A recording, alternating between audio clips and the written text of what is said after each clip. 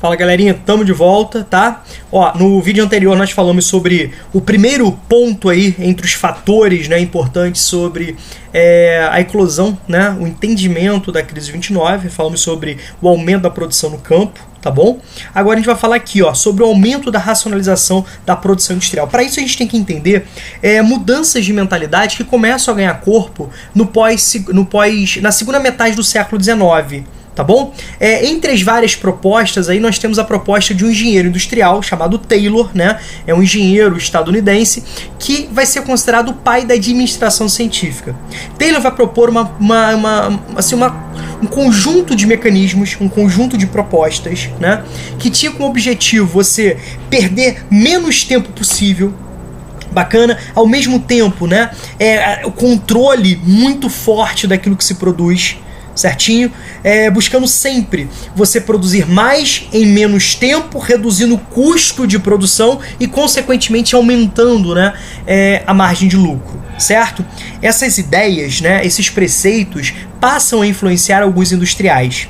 É nesse contexto que recebe, né, grande destaque as fábricas de Henry Ford, né? Nós temos aqui a Ford ganhando muito destaque. Bacana? Então, Henry Ford, influenciado, né, por essas ideias, ele passa a praticar nas suas fábricas esse pensamento racional, tá bom? É isso que nós chamamos de Fordismo, certo? O Fordismo, então, tem início no início do século XX, é um modo de produção que voltava para uma produção em massa, uma produção em série, né? Qual que era a lógica do Fordismo? Você produzir muito, um único produto, de forma a baratear o custo de produção, tá legal? Bacana. Com isso você ofertava um produto mais barato que poderia ser absorvido, poderia ser comprado por parcelas da população, tá legal? E mantendo a margem de lucro, inclusive ampliando-a. E quanto mais você vendia, mais estimulava a produção, então quanto mais você produzia, né, mais barato ficava. Isso permitia que você pudesse vender mais barato o produto, atingindo mais parcelas da população. Isso viraria um círculo vicioso, tá bom? Certo? Então Ford vai introduzir a esteira, né, a esteira de montagem, a linha de montagem, tá? Vai estimular, né? Vai inserir essa produção em série. Então, Ford vai agregar em muito valor. Somando o Taylorismo ao Fordismo, o que nós temos? Uma grande racionalização da produção industrial que vai implicar diretamente numa produtividade nunca vista. Somando a isso, nós temos a crescente introdução de tecnologia. Crescente introdução de tecnologias, crescente mecanização, mais uma administração, né, que tinha como intuito produzir mais em menos tempo, você racionalizar essa produção, né, o tempo, o relógio como grande símbolo. Consequentemente, nós vamos ter um aumento bem significativo da produção industrial. Tá legal? Certo? Então, espero que esse segundo tópico aqui esteja tranquilo para vocês. Só que eu queria chamar a atenção. Gente, isso aqui foi uma pincelada simples, tá? Uma pincelada simples.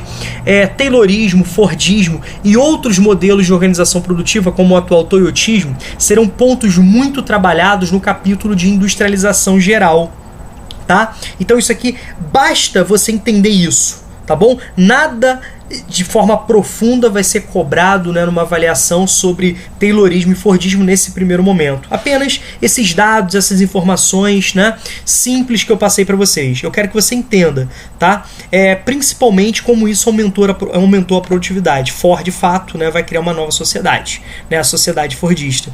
Obviamente, né, essas transformações não ficam restritas às fábricas de Ford, muito menos, né, nas indústrias automobilísticas. Bacana? Mais tarde a gente vai perceber que esse modelo fordista vai, né, se estabelecer em outros modos de produção e de geração de riqueza, chegando ao ponto, assim, depois da Segunda Guerra Mundial, de atingir até o setor terciário. Olha, por exemplo, o McDonald's, né, uma prestação de serviço. Então a gente está falando do setor terciário, que nada mais é, né, do que aplicação de métodos de propostas fordistas, né, de padronização, né, de redução do tempo, tá legal? Olha o fast food aí, tá bom? Bacana? Então aqui tá tranquilo. Agora a gente vai para esse terceiro tópico. Esse terceiro tópico a gente acabou de estudar, né? O aumento da concentração empresarial, o aumento da concentração econômica empresarial, a formação de grandes conglomerados econômicos, a formação de trusts, a formação de cartéis, né? Nesse momento ainda a gente não fala muito de holding, tá? Nos Estados Unidos, a gente está falando aqui de trustes de cartéis. Com isso você tem manipulação do preço, você tem controle, né, econômico, né? Você tem concorrência desleal. Lembre-se que nessa época você não tinha regulamentação de uma forma efetiva por parte do Estado, né? Reinava, imperava aquele modelo de livre concorrência, aquele modelo defendido pelos economistas clássicos, né, da escola clássica de economia, cujo um dos principais expoentes era Adam Smith. Tá legal? Lembrem-se desse ambiente. Então a concentração de capitais, isso vai gerar de certa forma, né, empecilhos. Então quando você concentra capitais, você manipula preços, né? Quando você concentra capitais, você controla mercados, você tem uma grande capacidade de gerência e uma menor competitividade, uma menor concorrência, né? Leva a um processo de desequilíbrio econômico em vários aspectos, tá bom? Então espero que você tenha entendido aqui também, certo? No próximo vídeo a gente vai dar prosseguimento, né, sobre os fatores, né, que levaram à crise de 29, tá bom? Beijão!